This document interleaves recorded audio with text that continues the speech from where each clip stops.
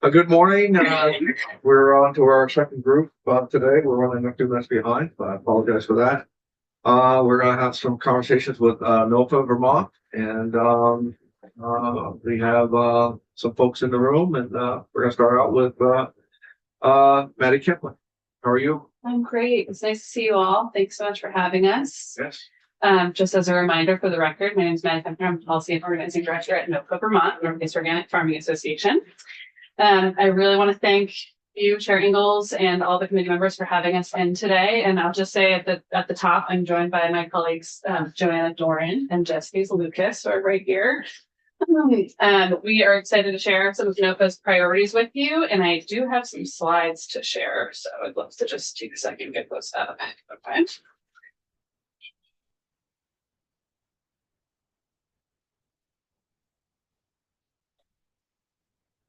Great. I also just want to start out by reminding and speaking a little bit about this vision that I believe we all share, where thriving farms are at the heart of all of our communities here in Vermont. I love to always include this graphic in every presentation that I do because it shows that we know that when we get food and farming right, we get so much else right. And we know that viable farms and secure farmers generate so many other good things for our communities. And the great thing is also that Vermonters really understand this. NOFA Vermont currently has just under 2,500 members who share our vision for thriving farms and agriculturally rooted communities that support the long-term well-being of the earth and all its people. I also wanted to just take a quick minute to briefly remind you about all of the work we do that you don't regularly get to see, and that's not as visible to you on a daily basis that supports this vision. So just to remind you, we have a strong team of folks providing direct services to farmers, including farm business planning, farm-to-farmer education programs and mentorship, and technical assistance. Our food access team, which Joanna helps to lead, is focused on making sure that every Vermonter has access to healthy, locally grown food, both directly from farmers and in institutions like schools and hospitals. As you know, we also work with our members, our partner organizations, and all of you to advocate for policy and advance policy change and other system change that supports our community's needs. We also host lots of educational and community building events throughout the year, including our 44th annual winter conference, which is coming up next month. And then finally, our certification program, Vermont Organic Farmers, which was founded by farmers in 1985 and currently certifies over 700 farmers and producers around the state and over 155,000 acres of farmland. And on that note, I'm happy to share hot off the presses our end of year statistics from 2025 that give you a picture of the current kind of state and economic impact of organic farms and producers in the state. So like I said, over 155,000 acres of land is certified organic by BOF, and total gross sales from our farms and processors are over 458 million last year. And I always like to point out on this stats list, as you can see, we have really grown in terms of the number of maple operations in particular that we certify, and they're now kind of by far the highest number of certified producers in the state, which means that in addition to farmland, a lot of our forests are being managed in a way that is supporting wildlife habitat and viable farms and lots of other great benefits. I also really want to take a moment to formally invite all of you to our winter conference this year. We do offer free registration for legislators, so I want to say that because we know that it's asking another day of you away from your homes and your families during the busy legislative session, and we think and hope that it's worth your while. It's the largest agricultural gathering in the state every year, and it's a great opportunity to meet farmers and talk with other people who are, as enthusiastic about Vermont farming as you all. So we'd love to see you there. And then next, on to the business part. We have an overview of our legislative priorities for this year. Joanna is going to say a little bit more about this first one in just a minute, but we are once again asking for $500,000 in ongoing funding for our local food security programs, Crop Cash Plus, and Farm Share. And as you know, we are asking the legislature to pass and fund S60, the Farm and Forestry Operations Security Special Fund. And mostly we want to thank you all for your support of that bill so far this year and last session. As you probably remember, NOFA Vermont is a long-standing partner in the Farm to School network, and Farm to School work is a long-standing and important part of our mission as an organization. And we're asking in that vein for level-based funding for the local foods incentive grants and farm to school early childhood grants again this year. And I want to just let you know, you'll be hearing a lot more from Kayla Strom, who leads our farm to school work, and lots of others next Tuesday during Farm to School Awareness Day. So more to come on that. Yeah, Fourthly, coming in on Tuesday morning, I think we're gonna start a little bit earlier, at 8:15, I think, on Tuesday. Yeah. Is that what it was? What, is this 9? Nine, Public. It is, 9 to 9:25. 9 to 9. Okay. I think So it's that's 9. Yeah. Thank you, Linda. deep breaths. Yeah, yeah. I believe there's also a press conference that day that's focused on universal meals, so Yeah. hopefully I'll be able to. And then the fourth thing on our list is that we really want to encourage you to learn about and support Bridges to Health, which provides direct healthcare support to over 1,000 farm workers on farms across all 14 counties of Vermont, as well as supporting families in access to food and other basic needs. Bridges to Health is an essential resource to ensure that those working on Vermont's farms can access the care that they need and other critical resources. That program is facing serious funding challenges and uncertainty, largely as a result of some federal changes, and which threatens the health and future of the agricultural workforce that sustains our farms. So we really want to encourage you to invite Pat McCausland, who runs the migrant health programs currently based out of UVM Extension, including Bridges, to come in and share more about the critical work that they do.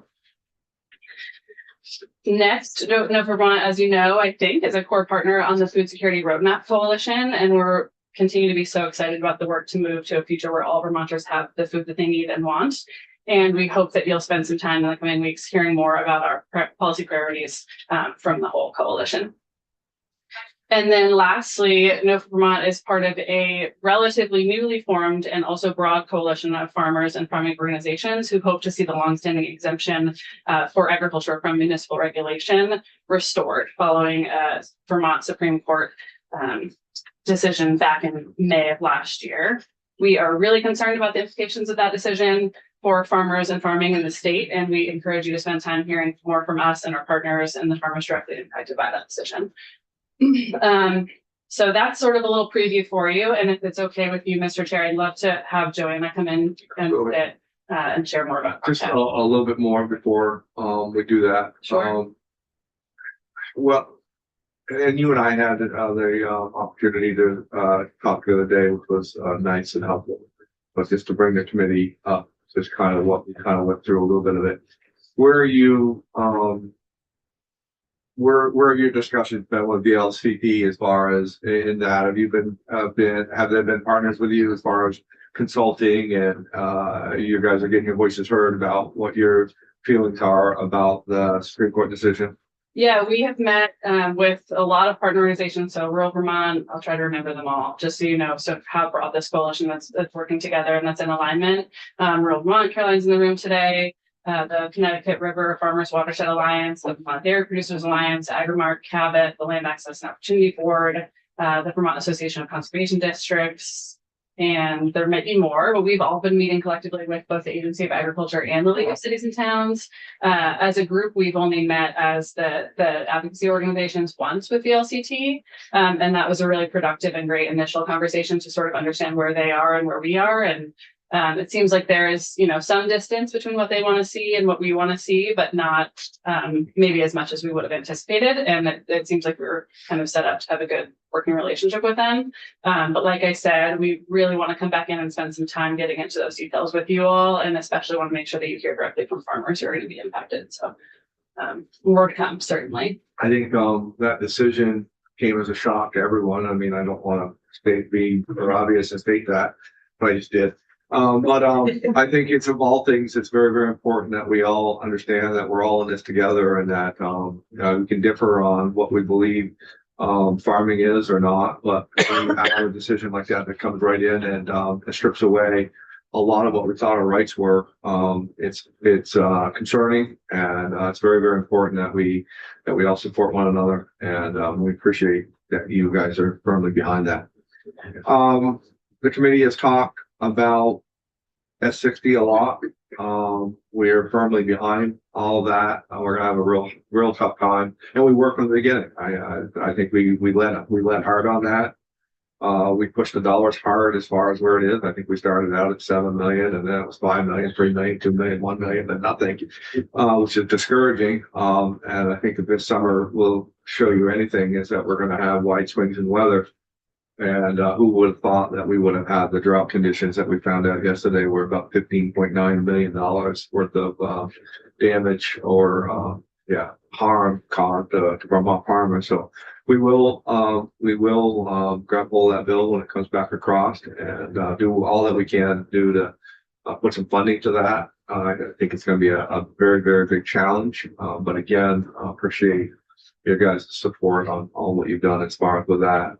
We have Carolyn coming next, which will be nice. We have, as I said, Tuesday we have farm to school.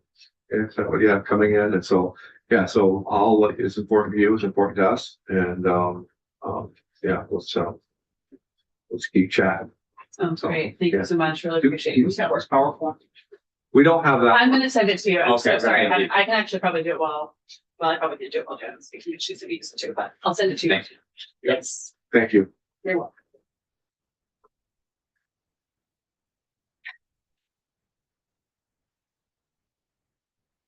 Thank you, Chair Ingalls and committee members for having us. As a refresher, I'm Joanna Doran, the Directed Markets and Local Food Access Director in NOFA Vermont. I live in Winooski, and I'm grateful to be here asking for ongoing funding of $500,000 for these food security programs that you are familiar with, Crop Cash Plus, and Farm Share. So I'm going to just give a quick overview of these programs and then a little bit of an update on what the funding has done so far this past year, and share how impactful it's been. So as a refresher, Crop Cash doubles 3 Squares Vermont or SNAP benefits for fruits and vegetables purchased at Vermont farmers markets. This program is federally funded but requires a local match, and so state funding has allowed us and will continue to allow us to continue to meet increased demand and to maximize the amount of federal funding that we could draw down. Crop Cash Plus expands the Crop Cash program to meat, dairy, eggs, bread, and more, extending this program's impact to all agricultural producers at farmers markets. State funding is necessary to continue this program. It's not possible without state funding, and hundreds more farmers benefit through it, and thousands of low-income Vermonters can purchase more local fresh food with this program as well.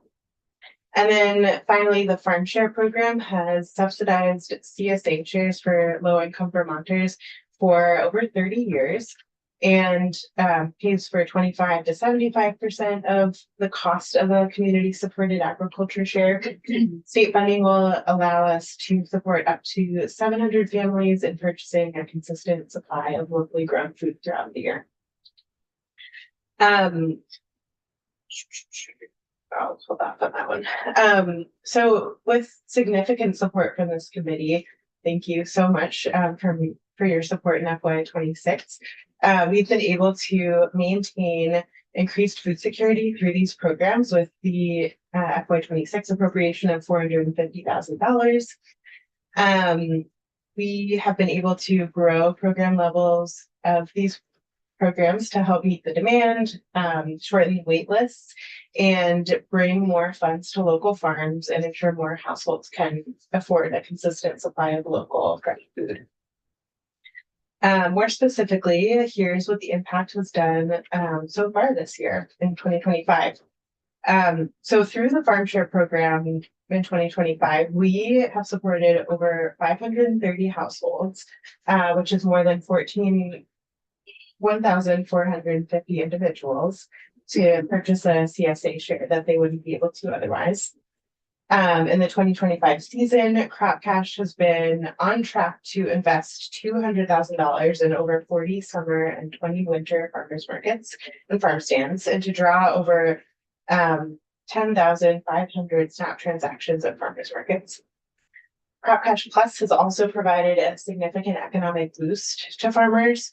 By expanding the crop cash program beyond produce, we've doubled the number of farmers that can benefit from this program and receive income. And it's looking like around $77,000 have been spent between July and December on the Crop Cash Plus program at farmers markets. And that's money going directly into the pockets of local producers and money that has supported folks in buying nutritious food that they wouldn't have been able to otherwise. And, how do you track the families that are using the funds? As you said, 570 families or 40 families? 530. So with the farm share program, it's an application-based program, and we keep track of, we ask folks how many people are in their household, so we know how many people are served through the program, and we know how many households we support through that program. With Crop Cash and Crop Cash Plus, it's a little bit trickier because we don't track the unique individuals. So that's one reason I shared the number of SNAP transactions over 10,000, because we know how many times people have gone to the farmers market and used the program, but we don't necessarily know if it's the same person going every week or one person going 5 times in a year, one person going once. So that's a little bit harder to track the individuals, but if that answers the question. Okay, so a little bit more about the economic impact. I think this is really, this is stark to me. So the blue in this graph over the last several years is showing how much money NOFA has brought in, including state funding and federal funding to support these programs. And then the green is additional revenue that farmers are getting leveraged through these programs. So the green includes things like the SNAP dollars that are being spent because of the Crop Cash program bringing folks into farmers markets. It's also the additional money that beyond what NOFA is contributing to the farm share discount, it's what the participants are also contributing. And so when NOFA and the state invest in NOFA's programs, this is the impact that it can leverage. It can bring so much more in economic impact to our local farmers that wouldn't necessarily be possible without that support from these programs. And over the last 2 years of receiving the state program, these programs have leveraged over $1.6 million in local food purchases via additional community and participant contributions like I was sharing and SNAP dollars spent at farmers markets. This season alone, collectively, we're on track to direct over $850,000 in revenue to Vermont farms through the Crop Cash and Crop Cash Plus and farm share programs. These programs are supports that people count on every week to buy food. Crop Cash Plus, and Farm Share are critical baseline programs that we must continue.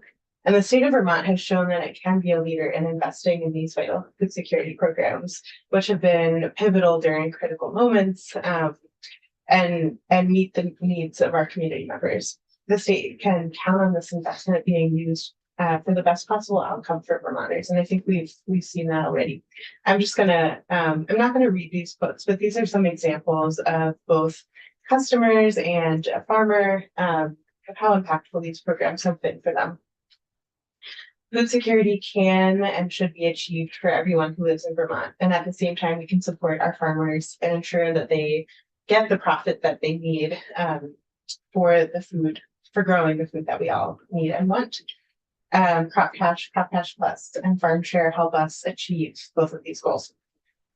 The state of Vermont can make policy choices that can ensure food security for everyone who lives here, while ensuring that our farmers can profit from the food, from growing the food that we need.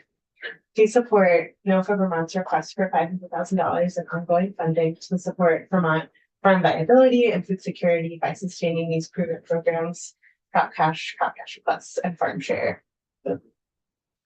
Thank you for your time, and I can take questions before passing it back. Is there one-to-one match as far as what you're getting for federal dollars with the farm with the both of those two programs? With Crop Cash, there is that matching amount. It's about 1-to-1. Farm Share does not receive any federal funding. And again, the Crop Cash Plus program is only possible via state funding because it's beyond the scope of federal funding. And how much of that, out of the 500 goes into crop grant? It's it sort of depends on demand and use of the use between the programs, but around $100,000. And then the feds cover another, so it's 200,000 actually gets. For the direct incentive. So there's also some administrative costs that we have informed about. This is a handout specifically on these programs if you want to take half the engagements. Reminder programs.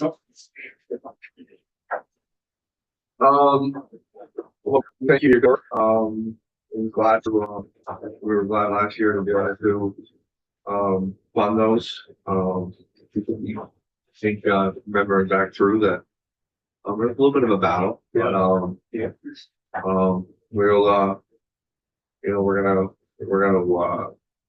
try to honor your request. I think it's a good program. I think it, does a lot of good. Not just putting words out there because they're easy to say, but I truly believe that, it does support the local economy. It does, support, you know, we know this, that, that buying local isn't always the cheapest, but it does so many other things for the communities as far as people, putting their hands in the soil and raising our product. And, if we can do our part as far as to help, these farmers be successful, then we're all about that. So, I appreciate that, Jay.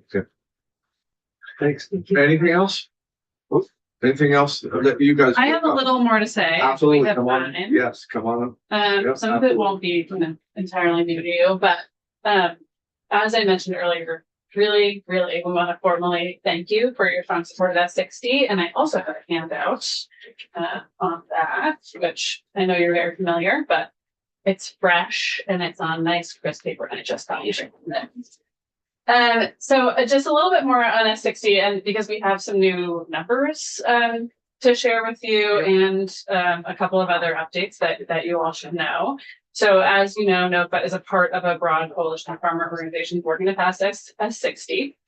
And the list of organizations who are understanding and supporting the need for S60 has only continued to grow, and now includes all those that you see here on the screen. The farming. Oh, sorry. My thank you. I'm walking through slides over here, like you can see them. Okay, just a second.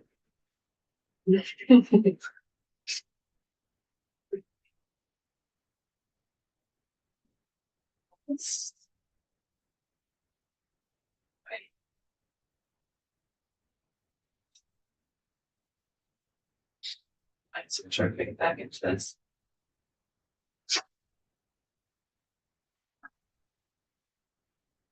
There we go.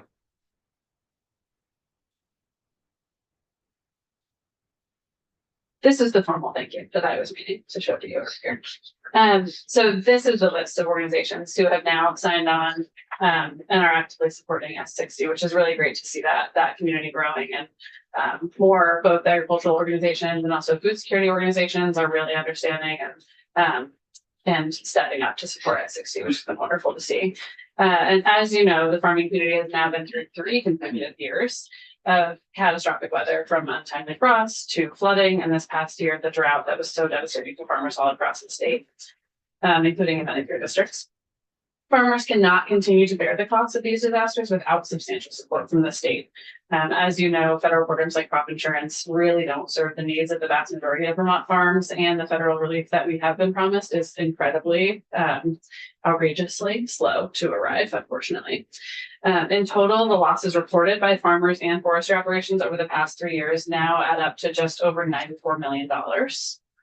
And these are really substantial losses. It's easy to look at a number like that and think of it as a hypothetical, but these are real losses that farmers are facing, and that their businesses just really can't continue to sustain, and that threaten viability of all types and scales of agriculture in our state. Within this number is that the Agency of Agriculture's drought dashboard shows a total of just over 18 million. of estimated losses as of this morning. So I am a little bit curious. I want to highlight that number because if you go to the live dashboard on their website, which is excellent, by the way, there is a discrepancy between what they've presented and what's there now. And I wonder if that's just, since the deadline of when the survey closed, but it does show a total of just over 18 million now.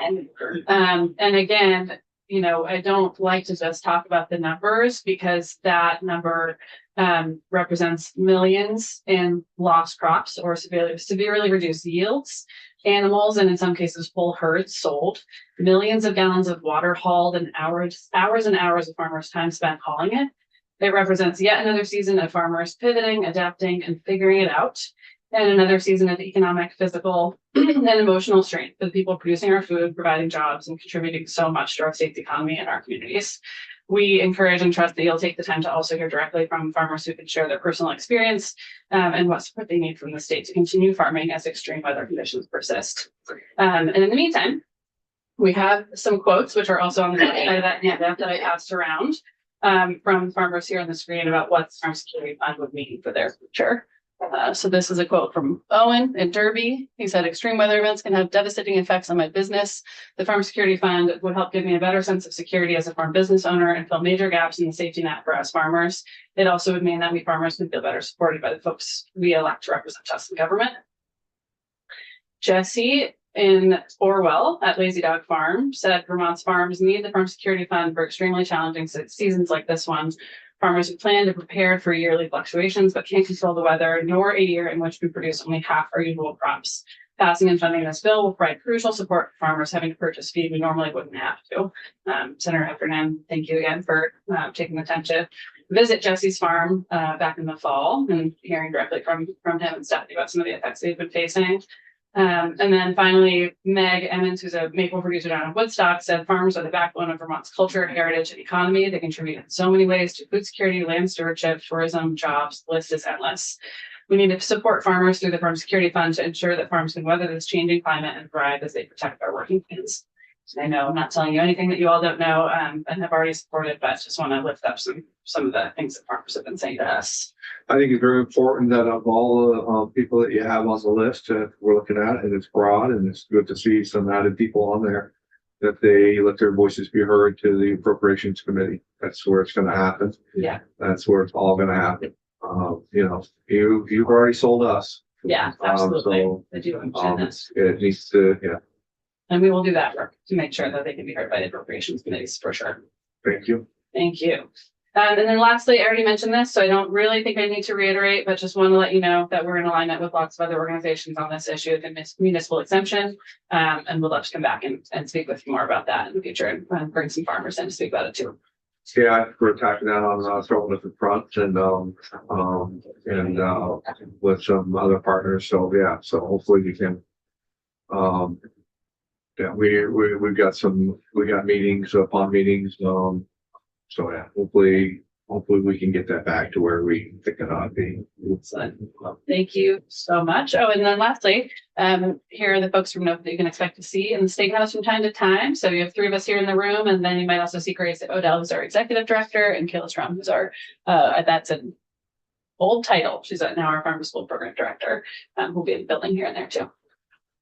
That's all. Thank you so much again. And if you have any questions, I'm happy to answer them.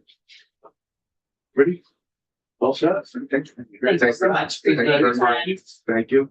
And Linda, I'll make sure you have all of this shortly. So I think we should just, if everybody's good, just move right on. Yeah. Okay. Next we have rural Vermont and familiar faces. I've been in here for years, so Caroline, sorry. Oh, yeah. If anybody can line a name, it'd be so forgive me for that. So Senator, can I come up with Caroline? yeah, absolutely. Yeah. Come on. Just, we can try my last name. I've got it down. The first one's Susan Photograph. Usually Cracker is the last one. You get that since they're great. It's gotten more funny. Yeah.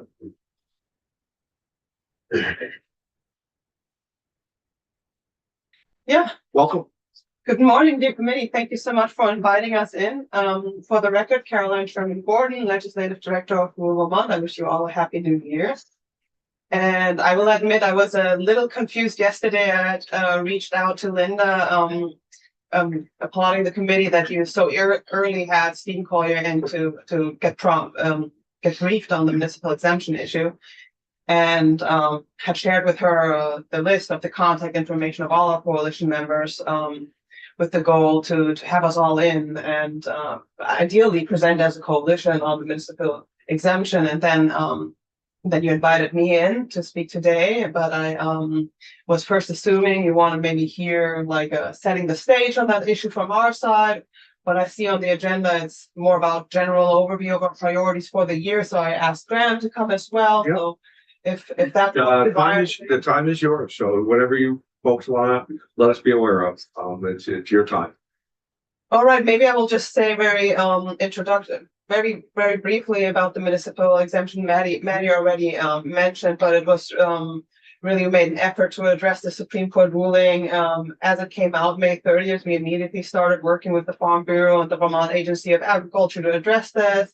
There was this short period where the legislature came back after they already had adjourned. We were actually thinking, would it be possible to just fix this on the fly? That attempt obviously had failed.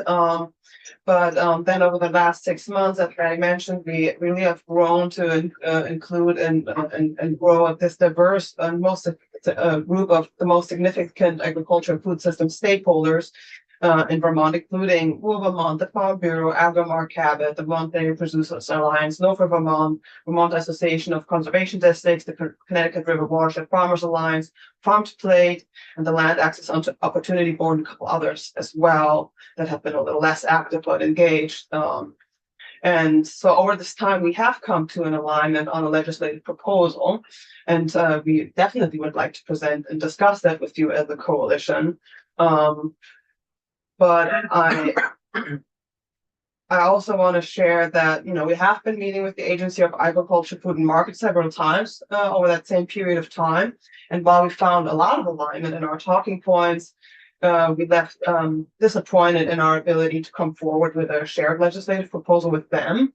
But out of sheer respect for their effort to mitigate the differences between the different stakeholders, maybe it would make sense for your committee to hear from their proposal first and then invite us in as a whole coalition. Maybe it would even make sense to do a joint hearing. I know the House committee already started getting briefed on the issue as well by Legislative Council on Tuesday. So I think that's what a coalition would prefer, to show up as a group and really demonstrate our strength as a group. And so I think that's what we want. I can already say that also considering the guidance the Supreme Court has offered, that what we want to come forward with is A, to reinstate the municipal exemption as it was understood since 1987, and B, to also establish a right to grow food free from municipal exemption, so that growing food cannot be prohibited through zoning. And I will add, this is a talking point of Rural Vermont so far, but we know from experience that there's all these private homeowner associations as well that actually already prohibit growing food at times. And so that potentially this right to grow food would have to extend to that as well.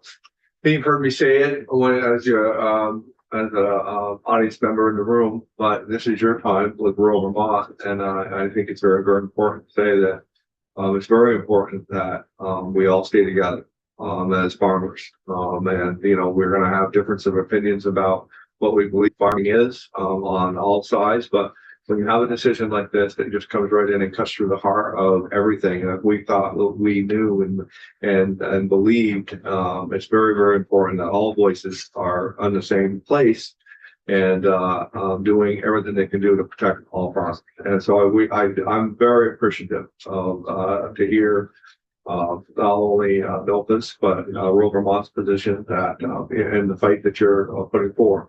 I think very, very important that we stay together. So thank you for that. Yeah, and thanks for recognizing that. I think all of us in the coalition are recognizing that is has not happened since I'm in my position since 2019. That there has been an issue where we have come together with all the relevant agricultural member-led stakeholder groups. so that this is quite unique and shows how relevant this is to our communities. Yeah, and with that, we shared with you our course of action, and I'm appreciating also Graham being flexible to jump in with me today, and certainly want to run you through what our priorities are for the year. And I will just, before I pass it on to Graham, I also really want to appreciate especially this committee and working with us and our members last year on the accessory on-farm business issue, where we tried to clarify statutorily that the farming exemption in Act 50 applies also to multi-use of farming structures. And I will say we dropped that as a legislative priority for this year, simply because we've, as you remember, last year we said, let's hold off from advancing this legislatively now because of the tremendous pushback and opposition from environmental communities and so on that issue. And given the power imbalance we felt on that issue last year, we feel like it would be a little ludicrous to advance both of those issues when we open up the municipal exemption at the same time. And also considering that the members affected, Favor Farm specifically, and the PC Field Collective are still on the legal path to challenge the legal opinion that was presented to them. And we actually believe, given the legal analysis at hand, that they might even have better chances that way. So, Well, I can tell you that we haven't dropped that. I think I went to Senator Major for us to put some attention to that. We have a lot of we laid out a very heavy schedule for us, and that I don't think that we're going to get to all of that. But as things get presented to us and across our committee, we have a lot of ranging issues that we want, and that is probably in our top 10. I think it's very, very important for us to to allow farmers to diversify and to use common sense. Yeah. And so I don't know. If I may, and I know it's not on the front burner, but if okay, we may use you still as a resource. you know what, our thinking on this, and I will explain more, is that, we've actually consulted a stakeholder group over the summer on this as well. And why we did that is because of, if we're going to hash this out and try to come to a proposal and discussion here, we fear we rather risk losing ground rather than gaining ground on that issue. And that's why it is really important for us, before we open that discussion here, that we actually have a member carried proposal. And so that's why we organized with members to come to a proposal. We were unable to come to a shared proposal in the short amount of time that we had between sessions. And so that we told some of our members that we know there was another Supreme Court decision just on that, where there is, I know that you guys are requested by the Vermont Supreme Court to work on this as well. And we certainly said to some of our members, if you're going to approach the legislature independently with your ideas, obviously that's your choice. But at this time, we don't have a member carried proposal for this issue. And with that, it's also not my ability as legislative director to make specific recommendations on these issues for you. Well, I think you kind of said it in there a little bit, that we certainly, it even gets even deeper for us, impacting some other areas of government that I think that we owe it to the state of Vermont to keep our lead on that. So yeah, I think as that subject comes to us in a lot of different venues, that we're going to keep on pursuing it. Just to let you know, it's because you hear about it. If you hear about it, then you understand. And certainly we'll do our best to engage our members as you progress, so that you certainly respond to what you lead on. Yeah, I think if you look in our course, I'm sorry, Graham Strifanat, policy director of Vermont. If you look in this course action, you'll see it on down. This issue is still there under organizing. And that sort of reiterates kind of point that we just didn't have a clear policy proposal. So it wasn't something we thought we could come with that too, but it's something we're still very much involved with the community with. It's not an issue we don't care about. And I think that's something that's really want to underline. It's just an issue we didn't have consensus from the community around how to deal with it. And for us as a small organization, 5 part-time staff, we really need to figure out what our capacity was to carry which issues at this time. And like Johnny said, we'd be happy to bring people in to speak to this issue. That's more, and I apologize for not being, that's more. Yeah, more research. I want is people to testify and be able to do that. And I apologize for not being speaker. No, You're right on. As that issue has certainly is much more complex than just the clarification around multi-use. Well, I'll go a little bit. Yeah. Sorry, deep south. Maddie, spoke to farmer emergency relief funding. I don't think I needed so much time as Senator Engels said. You all know where that is. You've been extremely supportive of this, and I appreciate that. We all appreciate that. All farmers really appreciate that. We understand that the issue around feed is still difficult for you all, right? We can make some very hard choices this year and maybe in future years as well. You just heard from James Pepper, so we still are members of the Vermont Cannabis Equity Coalition. Our priorities have largely not changed. We have been in, I briefly spoke with you, Senator Engels, the other day when I was here. We've spoken with Senator Braun and others, and certainly consistently with the members of the CCB. James Pepper has visited the Cultivator Working Group, Vermont Growers Association hosts a number of times. And I wanted something that he said both those times, I think it's very interesting for you to know, is the CCB is 100% behind direct sales. He says they always have been. And I told him that was a little hard to stomach, considering last year he came up and said it was unfeasible for them to do it. But I just want to say, that was what the CCB told these cultivators, has been telling us. Their own surveys of small cultivators, the number one concern of them was not a lack of direct sales. Every sale they make, when there's direct sales, is 100% more profits per sale. I'll have to come back with the figures, but we'll be in touch with the Vermont Cannabis Equity Coalition. But the figures we have seen is that more than 160 small producers dropped out of the market this year, and more other licensees. So we have sort of a different understanding of the health of the market and who is succeeding. And we agree with much of what you said, Senator Engels, that we just like to see some fairness for producers, people, as we can within federal law, to ensure that people can succeed at these businesses, that they're supported. And I think that's a very important point. And I don't know, Graham, you and I might have talked in the hallway or about it, but I've said it before. It is discouraging to see people drop out of the business, but I think that there's a lot of people that have gotten into the business knowing what the rules were and expecting just because they were a grower that they were going to be successful, and not understanding that it took a good business plan. As James just said, a very tough business, a very, very tough business. So it is discouraging to see people get out of it, but I think our role is going to be exactly kind of what you touched upon, and what I'm really trying to be clear about is giving farmers in Vermont opportunity. Again, I just had a hallway talk with Lieutenant Governor about it, and I said I just really think it's very important that these farmers have the same opportunity as people growing carrots or cannabis, and just being able to have that clear plan with that. I'm going to be very careful about getting into the Cannabis Control Board's regulatory structure. I really don't think that is our business. But we need to know what that structure is so that we can advise farmers as we go forward about, hey, you got to be careful about this, careful about that, because once it comes out of the field, there's another entity that's going to be looking at you, and it's not us. Yes. And it was interesting to listen to some of your conversation around hemp, and I'm sure Jeff and Pizzatillo can speak to this more, but rural Vermont has been involved in hemp in Vermont since 2009, working with both hemp and others to bring that program, which Kyle referenced, to Vermont, but the state-based program, and then the different federal law changes. Now it's a USDA program, right? Like you said, and it is a challenging position for farmers. I had a young farmer come to me less than a year ago.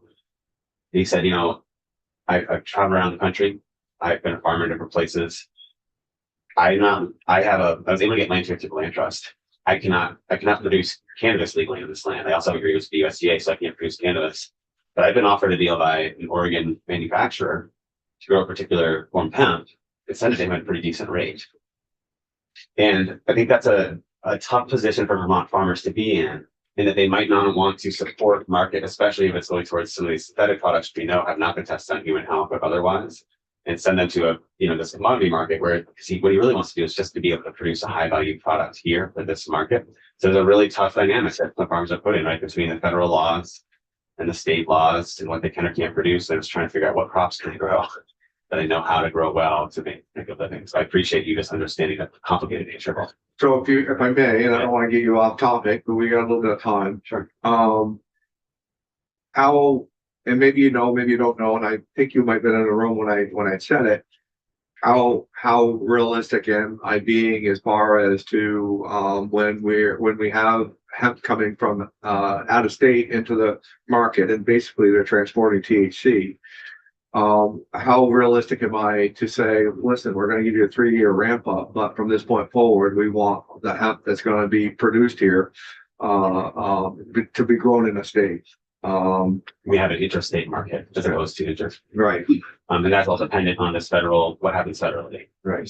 You know, I'd say that I'm not sure I'm in the best position to speak to that. I'd be curious to hear from legislative council about legal issues maybe not, or from Stephen Collier at the agency, because well, to some extent has to do with this dynamic between the Agency of Agriculture and their federal funding, what they can or can't put their hands on for the farmers or the products. And I was hearing you and James talk about like is it ag when it's in the field and then becomes a regulated product once it's in the market. I'm not a legal background and I'm not a lawyer. No, I'm not either. I'm just trying to create more of a market for our Vermont farmers. And the harm that was caused last time where, you know, every field was hemp and then you just had just thousands and thousands and thousands of pounds of hemp and people believing they had contracts and the harm that the people that got hurt. And I don't want that to happen again. No. And and I think it put a bad taste in everyone's mouth. Very much so. And harmed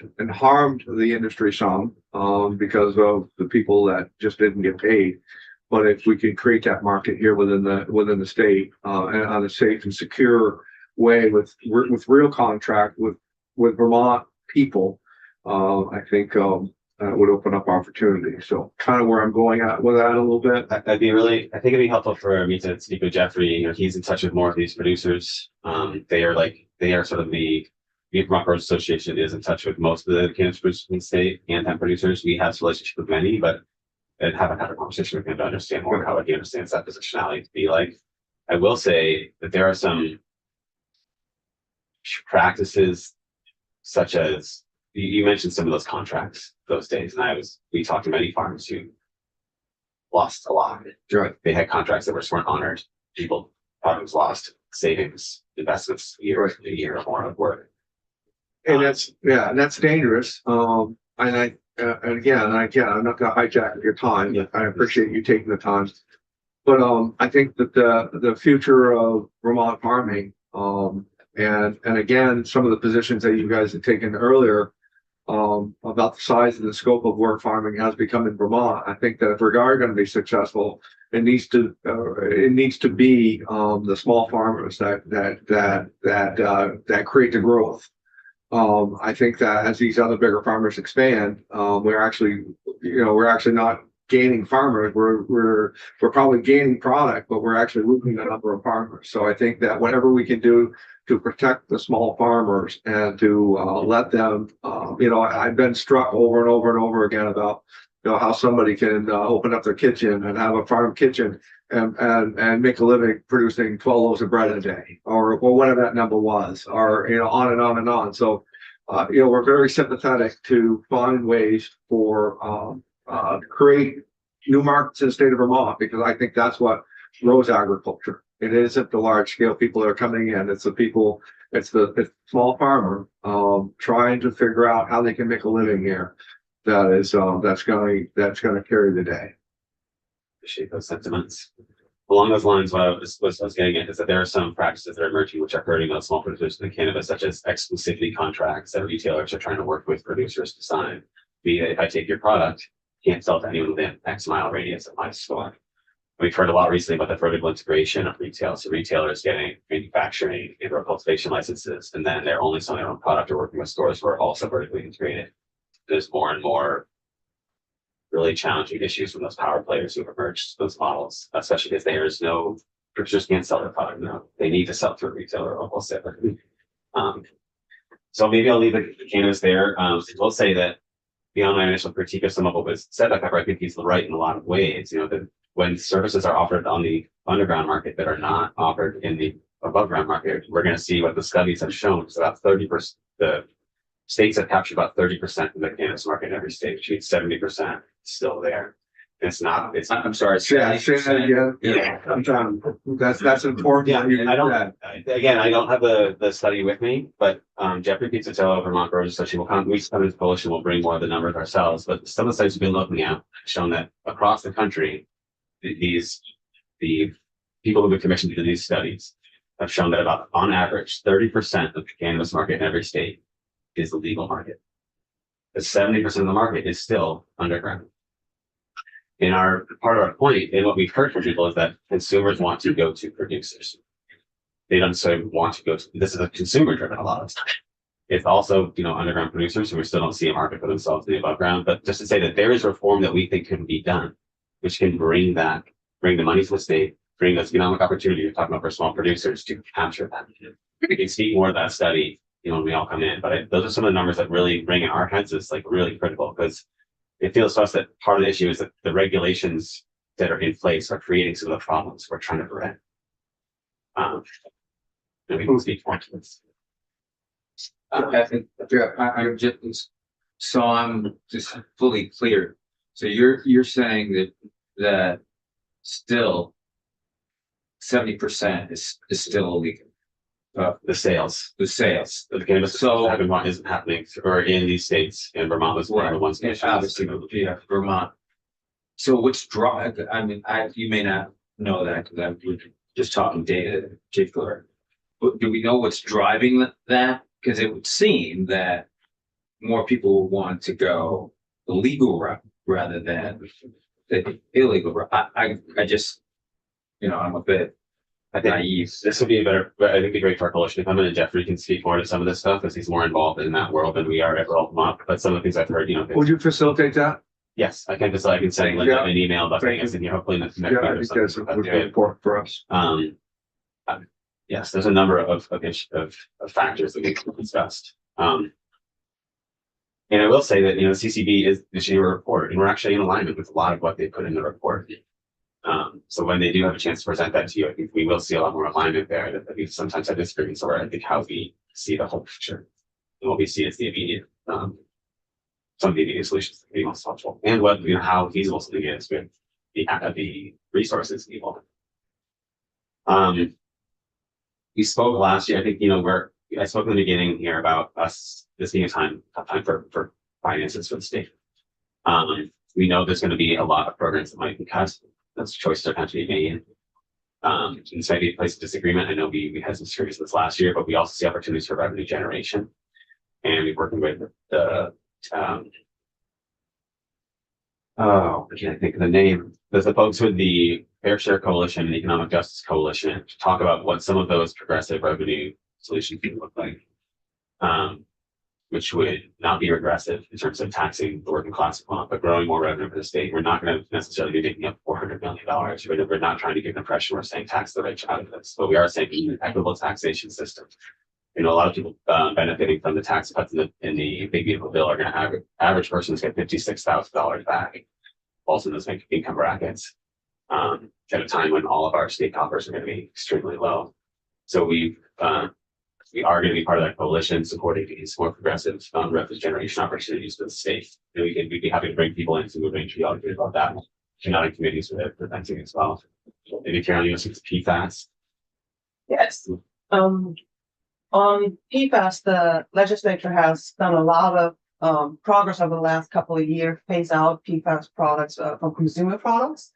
And for rural Vermont, it's been over the years always a priority to also stress that we need to set a policy to ban the land application of sewage sludge, which is still happening on some legacy sites in the state.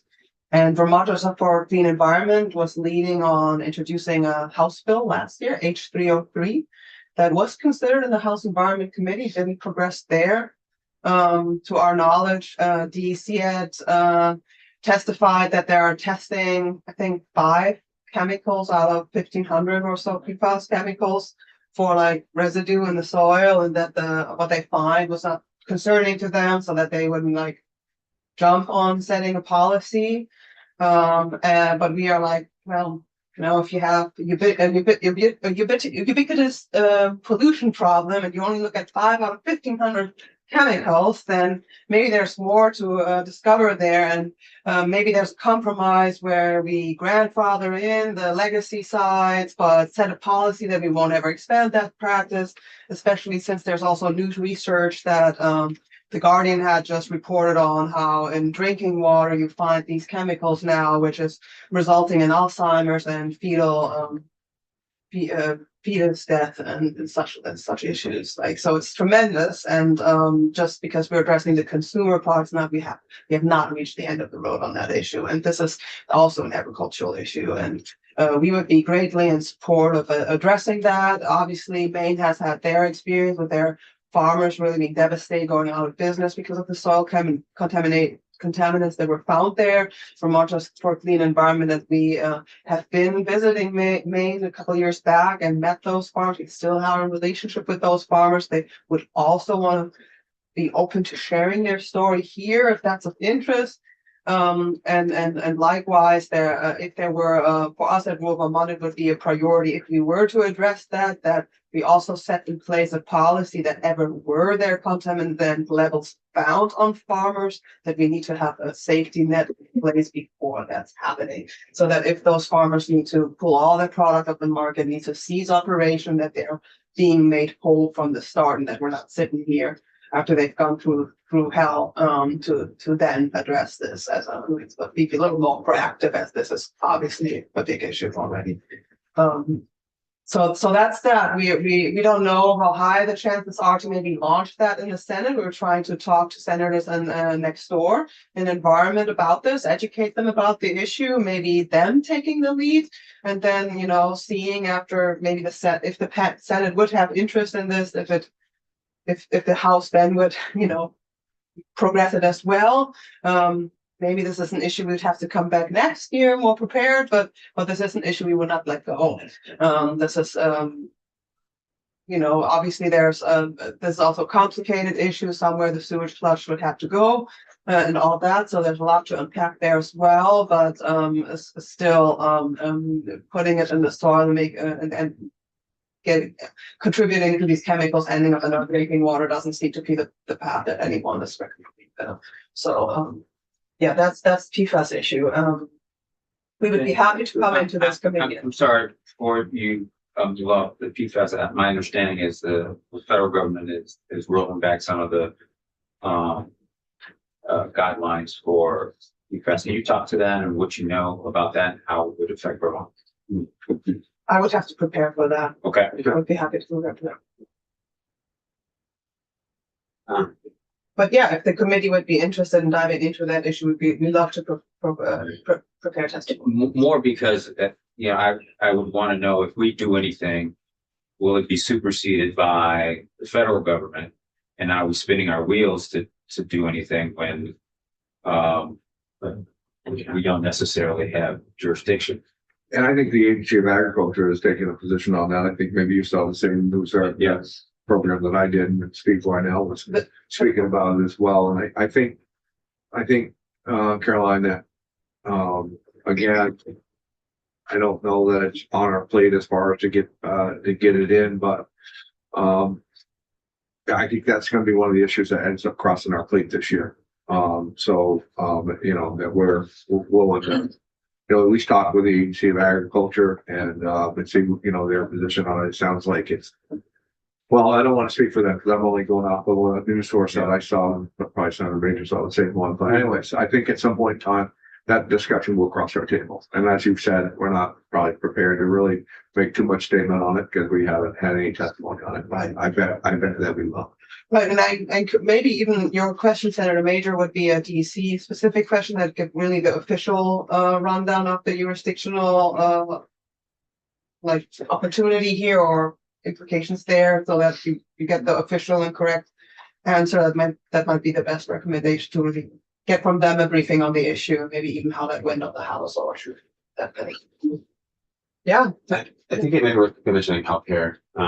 There's not an active bill that I'm aware of, but this is one of the biggest issues other than the useful exemption. It's not as we've been talking about over the last time. I mean, there's really a lot of issues, but as you all know, I'm sure you've heard that people are facing extreme premium rate increases, and the farming community in Vermont and otherwise is disproportionately affected. Farmers depend on these programs and subsidies more than most demographics of workers. So I think we'd be happy to get you information about Well, that. I think it is concerning. I mean, when you hear that the Vermonters' pocketbooks are affected by 19.8%, I think the number was as far as what they have for healthcare. New Hampshire's 4%, and the national average is 7.9%. I think it is all concerning, and I don't know if that's something that we're going to be able to tackle in here, but I think as legislators, we're going to have a say on that eventually. It's very concerning. Well, maybe then, given that it sounds like you all are very much, aware of the issue and empathetic to it, part of the role is if that does come up and we need people there, the farming community Yeah. can come in and speak to that. We worked with NOFA and Vermont Legal Aid over the in December and November to offer 3 different webinars for the farming community, one on enrollment, one on Medicare, and then one on just taxes. But we've been doing our best to support the community as we can, supporting a conversation with our federal delegation, and we can bring that to you as well if we feel like it's really helpful to push in any of these directions. We're still waiting to see what comes up from a legislative perspective and from folks who are more healthcare experts than us, and what we can do to support the vehicles that emerge. So we may become a focus of ours, because it is such a huge overwhelming issue for folks. Regional planning at all? Can I bring up one thing? Yeah. Especially where we still have Maddie in the room. As I said, we have a very wide, large subject matter that, as it crosses our table this year, that we're willing to take on. One of the things is a concern of ours is the protection of farmland. We've got the solar folks coming in, and we have the windmill folks coming in. We have the housing advocates coming in, which is, they're all important. But they seem to like to go and come up with schemes as far as to taking our great farmland. And I don't believe that there's any less acreage of farmland that's not in production today that there was when there was a lot more farms, because there's a need for that. These farm fields have been around for 200 years or whatever they have been because of their ability to grow. And so we're going to be looking at legislation at some point in time to figure out how we protect farmlands. We have, and the thought process is on that, is that as farming has evolved in the States, especially the dairy aspect of it, they used to pasture land. Well, there's a reason why they pastured it and they didn't crop it. It's because the land wasn't good enough to be farm fields. And there's plenty of those lands available now just across the fence from a great farm field that are really not being used anymore because they don't pasture cows anymore.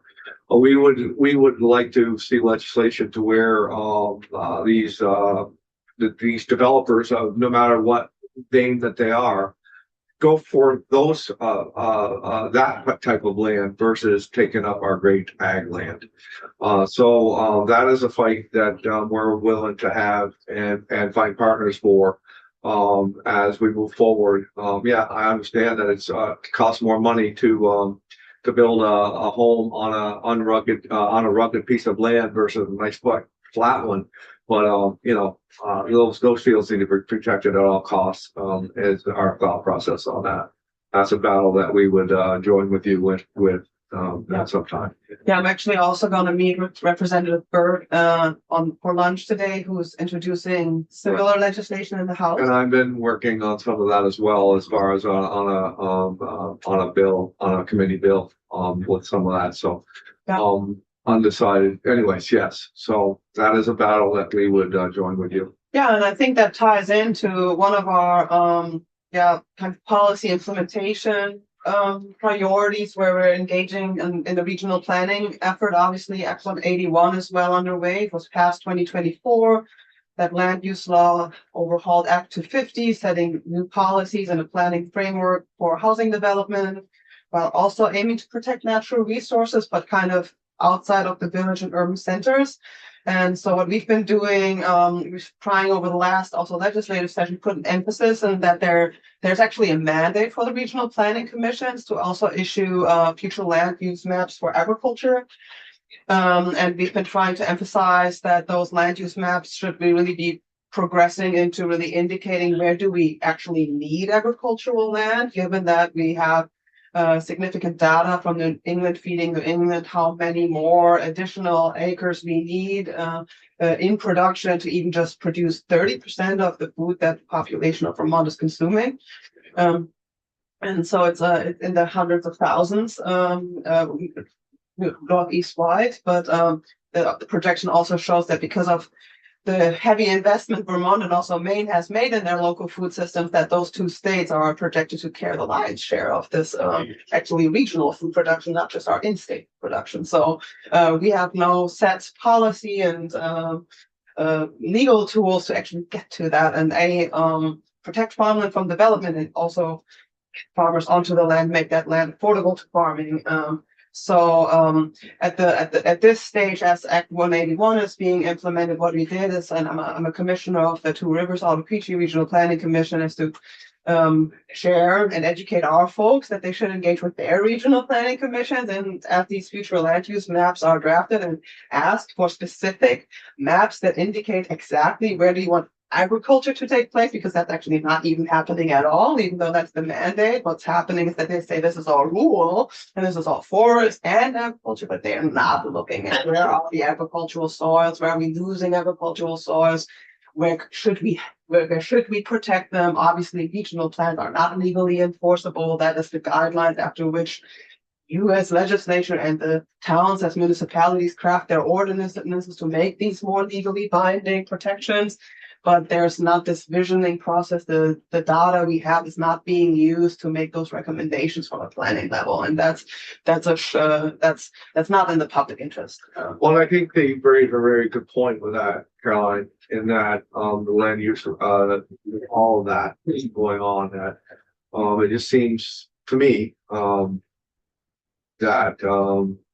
it is being used to find ways to restrict more than to do the plans. I know we had talked last year about exactly what you're talking about, identifying these maps and trying to come up with something. And I wasn't a supporter of that legislation that passed, but now that it's passed, it would seem to be that other than just finding ways to restrict development or whatever. I don't want to make a political point here. That's not allowed in this room. But it would be helpful if they used what got passed to be helpful and to identify exactly what you just said.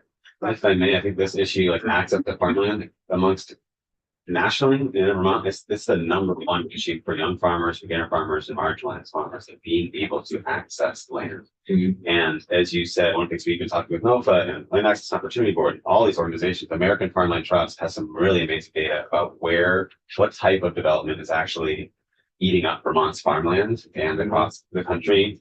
New England data is amazing, but what we've been seeing is that there are plans that plan for increasing housing. There are plans that call for increasing conservation of wildlands, etc. We do not have a plan for food security, for affordable farmland, for our farming future. And the very land, as you said, the very land that's most appropriate for housing is the very land that's most appropriate for agriculture. And Ryan Patch has come in and pointed out. Well, only because it's the most easy to develop. exactly, and it's cheaper for them. Absolutely. And so yeah. And those same, do you want to say the thing Ryan said, or? No, you go. So I think this is a place I would say, like, where there could be a lot of commonality between agricultural organizations and the agency. Ryan Patch has given a really good presentation with a slide, which brings the same thing of New England data with how many thousands of acres we are losing per year in Vermont, and what predictions are going to be. Pairing it with some of these climate models saying that these critical resource areas that are identified in Act 181, where housing cannot be, shallow to bedrock, river corridors, wetlands. Those are the same areas that farming can also not be easily located. So Exactly. there's many places where the farmland it's just being cut away. All these other plants, the farmland is just disappearing between them all. So we need a structure. We need some really deliberate legislative intent to protect and grow farmland. Because eventually the regional planning commissions and the towns, all they're doing is implementing what they see as your intent. And so right now that intent is set on housing development, not protecting farmland. And neither Act 250 nor current use nor easements are the mechanism to protect farmland. They're all voluntary. And Act 250 doesn't grab for those residential, low density residential developments. And that's where the future land use maps create an illusion. You have this picture of the town center and the green space around it. Well, the data that American Farmland Trust can present, I deeply recommend inviting Jamie Potter of American Farmland Trust in to testify on this because they did the research. But their statistics says that 83% of development of farmland occurs as low density residential development in the outlying area. So when we look at the future land use maps, that's an image. And you see, oh, we have all this green space. We don't have all this green space. There's already rural sprawl. It's all incorporated through residential housing already. So it's creating a false picture that we could push agriculture into that green space when we cannot. So that's the point I wanted to make there. Another thing where we were looking at policy implementation is one of our policy priorities that we successfully passed into law in 2021. That was Act 41. It's about on-farm composting of food residuals.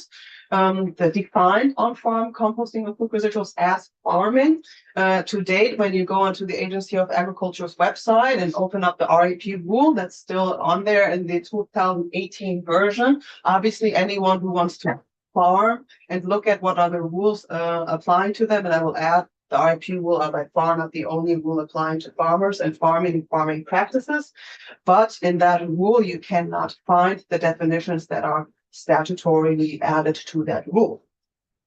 So it's a kind of misinformation on that end. And so we've been criticizing the agency year after year for not doing the rulemaking process to incorporate the rules for those practices into that rule as it was mandated by law. And we had a meeting with a whole handful of agency representatives that were all very sorry that didn't happen. The excuse is that it's because of wetland rulemaking and that they want to open up the rule only once. And now we already have a meeting in the calendar for April with the promise that the rulemaking will come. But frankly, I've heard that many years. So that's why I'm mentioning it here. So we'll not just trust that. So that's for your info. Because also there, we're talking about sewage sludge and such. For a more sustainable communal system, having those food residuals be composted, obviously that's in the intent of the universal recycling law. That's the higher and best use. That's another market stream for farmers. I'm not sure if you're aware of that, but waste management is about the top 3 most earning industries in the country, while farming is not at the bottom of that list. So merging those 2 industries into one business plan is a great idea for a farming enterprise and could actually make farming viable. So if we're not creating these opportunities by not implementing our laws, well, then that's our fault. And there's an issue with guidance around that as well. Obviously, yeah. I'm a beginning farmer. I just this year will start a micro chicken hatchery. My whole business plan is also based on this for transparency. I want to raise roosters on those scraps and sell them as meat birds. And before I don't know what the rules are, you can bet I will not invest the hundreds of thousands of dollars that it will take me to build that facility. I'm sorry, sell them as, Meat birds. okay, that's what I thought you said. Wheat bird. But basically, we're in a situation where there are a number of entities that exist who are benefiting from this, but new producers, there's no guidance offered by the agency, and you can't see it reflected in the rules. So it's this situation where you sort of protected the legacy producers, but there's no guidance, or RFPs don't show the ability for newer producers to come into that market. And so we're seeing this consolidation of the waste streams, the lead time, Right. packaging. Right. And there's some positive movement on the depackaging side. A&R is in the rulemaking process there. They actually want to rule out that depackaging facilities can take source separated food residuals, which is mandated for the management of all food residuals. So that the depackaging market should really be the market for the bad actors anyway, or the problems that you can otherwise not solve. So we really still need to create, as Graham said, that actual market for the upper end of the universal recycling organics management hierarchy tiers of composting and on-farm management. Yeah, what else do we have to share in terms of land access? I think Graham just touched on that. We are in the process with the Land Access of Opportunity Board. They've been generous in facilitating a diverse group of stakeholders around the land access issue, and part of that is the affordability of farmland. And it's great to have just sort of independent format where we can have just more discourse on that issue, because it's very complex, and also that is any policy that would address that would be sort of radical, and therefore we need big coalitions to push that, and well vetted proposals. And so that's something we've been stressing over the last couple of years. We need those substantive discourses, how to tackle that. It's also a priority of the Food Security Roadmap Coalition, and we're yet waiting for that coalition to take action on those discourses, and we're very ready to participate in that. So that's also in the organizing realm where we're brooding on that. This isn't directly in your realm, but the federal legislation we've been working on around on-farm slaughter, this is like a continuation of the work we've done locally as well. And just to let you know, that is ongoing, and we now have bicameral support in both chambers federally. That's right. So we have Republican and Democratic sponsors, maybe progressive sponsors as well. We have parallel bills that are identical in both chambers. So that's very positive, and that would protect, if that bill succeeded, would protect Vermont veterinary slaughterers and on-farm slaughter laws and the laws similar to this all around the country and more 30 states, I believe. That's right. That's right. So the good news is, in a way, for us that there wasn't a farm bill, because it gives us more time to build momentum around this issue.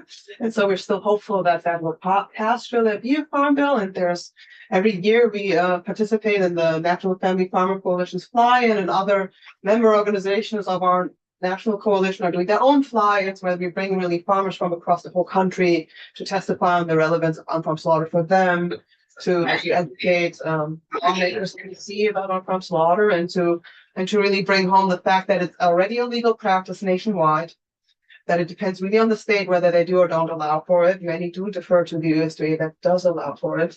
And that what also their producers need is the clarity around it. So also there, you don't make a business plan on something where you feel it's a legal gray zone, and more direct meat access. The pandemic has shown that that's what people want, and that's also very critical to our food resilience and food security. And so we want to see more small livestock growers like me, or small ruminants. That's what we need. Those priorities for those business plans. The second year, we've worked with the Agency of Agriculture to survey custom processors in Vermont to try to get more data on its community.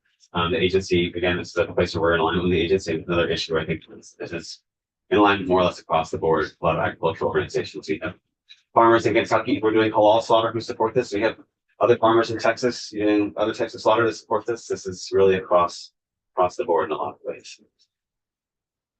Yeah, Well, cool. I think that's our program for now. Okay. I think it's enough. Well, I think think you guys got a lot going on, and we are. We got a large net cap out there, so I think a lot of what you talked about is, we might have touched upon it some as well. So, we appreciate the partnerships. Let's keep working together on what we can work on, and let's communicate well. And we have a lot of the same interests. So, we only get it done if we work together. So, you'll take care of with Linda. I will. Yeah. Linda, I'll get in touch with the coalition. We'll email you. Thank you for that. And if you guys need anything, to give us a holler. Appreciate your time. I didn't mention it, but I didn't see it. We're also supporters of the Food Security Coalition. I'm not sure we mentioned that, but their Yeah. priorities for shared preference with us as well. Yeah.